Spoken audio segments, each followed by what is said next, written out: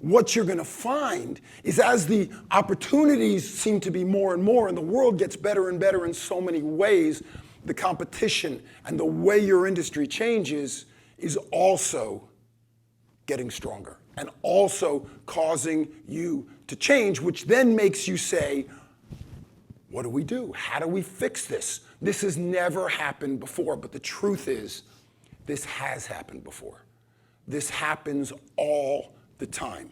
Technology, changes in infrastructure, geopolitics, everything, immigration, all the things that affect your business have happened before time and time again. Yet, plenty of innovators, you saw a bunch of them on the screen in that great Apple ad that Julie put up, plenty of innovators have figured out how to make a difference. And that's what I want to talk to you about today. So I want to take you back to an innovator, one of my favorites. It's 1740s in Leipzig, Germany. And we're going to meet with a guy by the name of Johann Sebastian Bach. Some of you have probably heard of him. He was, a famous composer, considered probably the most important composer for modern music. So many performers today take their inspiration from Bach, take what he figured out and what he did. But just like when you all started your careers, today you're very important, impressive realty professionals, but you weren't when you started. And Bach was not a famous composer when he started. He was a child prodigy. He played the viola, and he also played the harpsichord. But he had to make a living as he looked to get the commissions that turned him into this incredible composer. And so he was a music teacher. And a lot of the music that he taught, the little ditties that he used, became these great pieces later on in his career. One of the pieces that Bach wrote was a piece of music called Minuet in G. I see some nods. That means you have a kid who's taken piano lessons. Because if you did, how many of y'all have kids who've taken piano lessons? Okay, how many of the rest of you have children? Those of you who have not raised your hands yet, do you know what children are? Believe it or not, there are hands that still didn't go up. So just to have some morning calisthenics, how many of you were actually once a child? Okay, so Minuet in G, it's critical that you know this piece of music. And I was discussing this with Julie, and we were talking about the operation, and I said, you know what I want? I want a baby grand piano in the room so I can play Minuet in G for you. Well, we had a couple problems.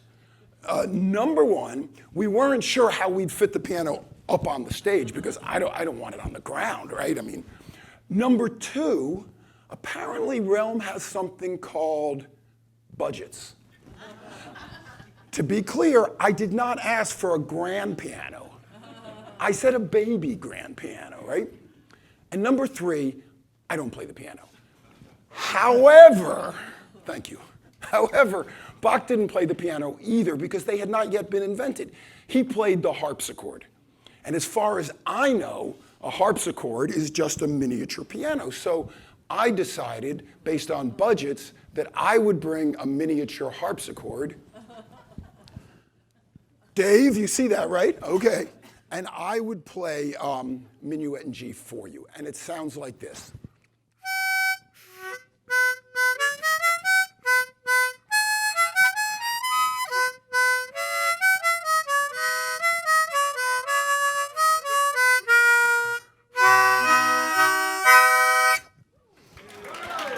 Oh, thank you. Thank you.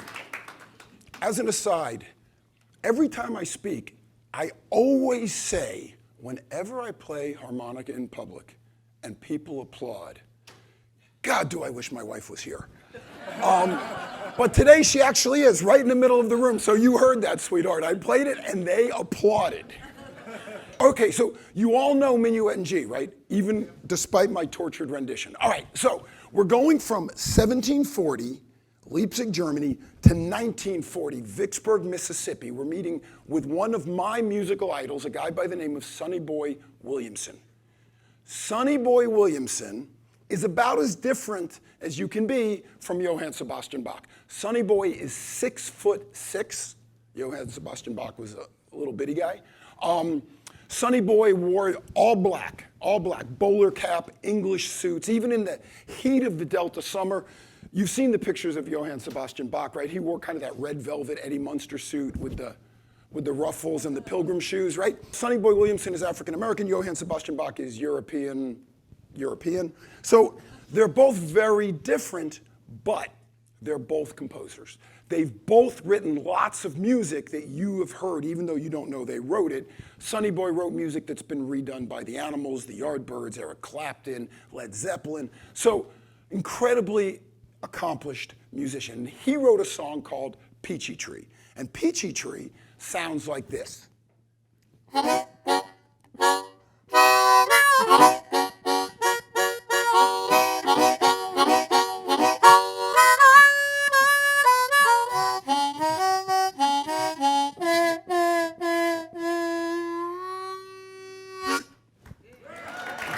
Thank you.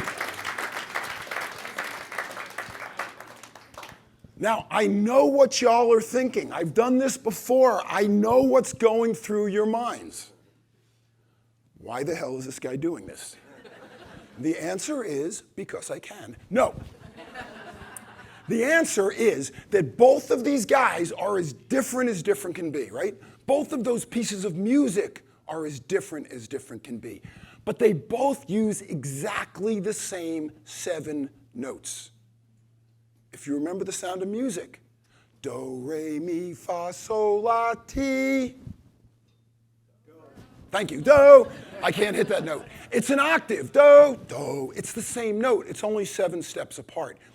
Every piece of Western music ever written, I'm talking about psalms and dirges, to Chicago, to the Black Crowes, to Eminem, to Dr. Dre. Every piece of Western music ever written uses the same 7 notes. The issue is not the notes. The issue is the order they're put in, the rhythm they're given, the patterns. The issue is what the composer and the performer brings to those 7 notes. Every piece of real estate ever sold has the same contracts, the same title searches, the same insurance requirements, the same interest rates at whatever time it is. The difference between who got the deal and who didn't get the deal is the space between the notes. And that's where you all have an opportunity to do what Julie said, which is take where you are at a record level and now go to the stratosphere, whatever that means for you. Because both of those guys wrote music using the same 7 notes that has changed the world, that has gone to the stratosphere. And y'all can do the same. It just takes a little bit of rejiggering the way you think about what it is you do, and more importantly, what it is your clients and potential clients purchase. So think back to a hotel you stayed at that wasn't nearly as nice as Shutters. I am not talking about this hotel, I want to be clear. But think back to hotel you stayed at. You checked in, you made sure they had your frequent flyer number or your hotel number or whatever it was, you got your free bottle of water, you got the Wi-Fi code, and you went upstairs and you dropped your bags. Studies show that the first thing people do when they go in a hotel room is look at the bathroom. And so you did that. You put your bags down, you open the door, and you look at the bathroom. And imagine if right there on the toilet is a giant cockroach. What's the first thing you would do? You'd scream. Well, actually, that's 20 years ago. The first thing you would have done 20 years ago is scream. The first thing you would do today, take a picture of it, of course. And you didn't have to get your camera, because your camera is in your phone, And you didn't have to get your phone because you walked into the bathroom like this, right? And then you took the picture and you wrote 6 letters. You wrote OMG. We're all adults here, exactly. WTF, which does not mean Wednesday, Thursday, Friday, or the Wisconsin Theater Festival, or whoa, Timmy farted. No, it means none of those things. You write WTF, there's a giant cockroach in my room at the XYZ hotel. And then you go post. And instantly, that message goes to your 5,000 business relationships on LinkedIn, and it goes to however many people you have who follow you on Twitter, and it goes to 3,872 of your best friends on Facebook, and then it goes to all the people who only care about how you look on Instagram, right? And if you're really pissed, then you go on to Travelocity, and you go on to Yelp, and you post that, right? But it doesn't stop there, because it's not like people just look at it and then no, first of all, they look at it, they read it, and they either comment, or they like it, or they do the emojis like that, right, that face. And some people put a heart, which I never really understand. Really, what is it you love, the cockroach? Or that I found a cockroach? Or me? I'm never sure of that. Anyways, but then they retweet it, they repost it. You have some idiot friend who has a cockroach page on Pinterest, and they write, an incredible example of the Malaysian howling cockroach spotted by my friend Bruce Turkel at the XYZ Hotel in Clam Juice, Alabama. But right, they actually write that, and they send it out. If the hotel is not monitoring their social media, they don't even know this is going on. What they know is that the Ramirez Kinsey just canceled, the Abramowitz Bar Mitzvah not coming, the Robinson reunion over. They don't know why. Their RevPAR, revenue per available room, the way hotels make money, is dropping. And yet, we still think we control our brands. We control our messaging by what we do. Now think about that hotel. They might have had 2,000 count sheets. They might have great concierge services. They might have, it might be a suite hotel and every room is a suite.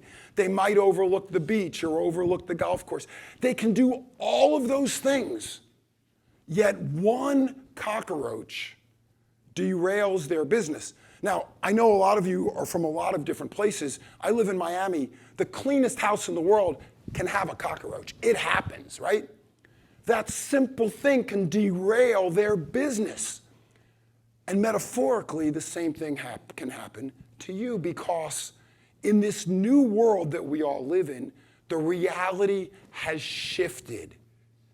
We used to care about function. We used to care about what we do. We used to promote ourselves by how well we did our jobs. And I'm not going to embarrass anybody, but I need to tell you that before I joined you, actually before I did this stuff online with you guys, I looked at all your websites. And a lot of you talk about your function, how many locations you have, how many offices you have, your total in sales, how many professionals you have. All of those things, like the thread count in the sheets, that make no difference when a client of the level you want is trying to make a decision. Here's what I want you to remember. I'd like you to write this down if you can. People don't choose what you do. People choose who you are. People don't choose what you do, they choose who you are. Your function, your ability to manage a process, work with attorneys, shoot video like this guy over here, take care of the sound like Matt and Dave in the back. Your ability to do your job is cost of entry. If you can't do your job, you're not getting the business. But your ability to do your job is not what's going to get you the business either.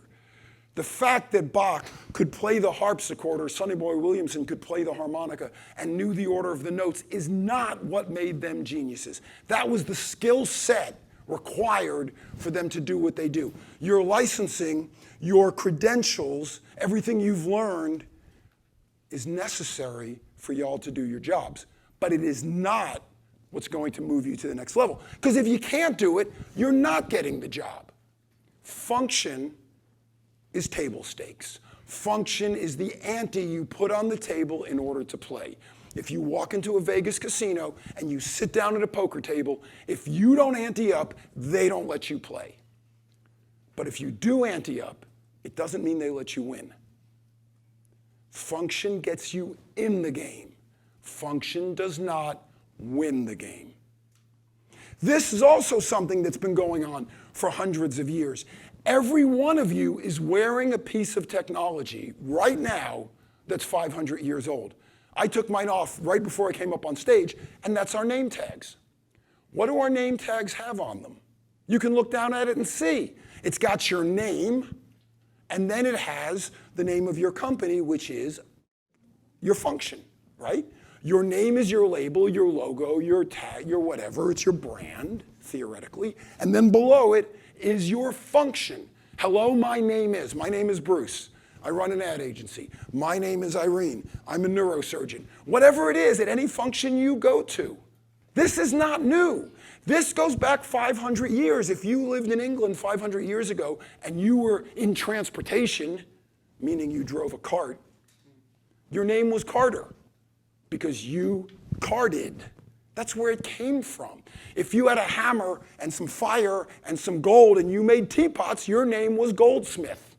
If you lived in Germany, it was Goldstein, which means goldsmith, right? If you worked for the Queen and you fired arrows, your name was Bowman, or it was Archer. If you made the arrows, your name was Fletcher. We all know somebody with these names even today. That label was your function. Why? Because if you needed a baker in your community, you would go to Mr. or Ms. Baker. But today, we don't do that because today you can get stuff from anywhere. Today's business motto is anywhere, anytime, anything, any price, right? I can go to stores, I can order it online, I can have someone come and make it in my house, I can buy instant cake. There's a million ways to do it. Someone named Baker's not going to get work anymore if that's what they focus on. This has changed. But we do the same thing. You met people at the cocktail party. You put your hand out and you said, hi, my name's Bruce. Oh, hi, Rick. What's the next question you asked? What do you do? Right? What's your name? What's your function? Think about that. Think about the fact that we're using 500-year-old technology, even though we all carry around devices nowadays that know everything instantly. Anything, anytime, anywhere, any place. Siri, Alexa, Cortana, Google, all their brothers and sisters, they know everything. And yet we still do this. I mean, you don't know anyone named Alex Hedge Fund Manager, right? Or Toby Tax Accountant, but we still do the same thing. Each one of you has your title on your business card. It says, I know you're all agnostic brands, so I won't name one, but it says XYZ Realty. And then below it, it says Joe Blow Realtor. Oh my God, I never would have thought of that. Imagine giving up that real estate. You all don't sell houses. You don't sell penthouses. You don't sell properties. You allow people to live their dreams.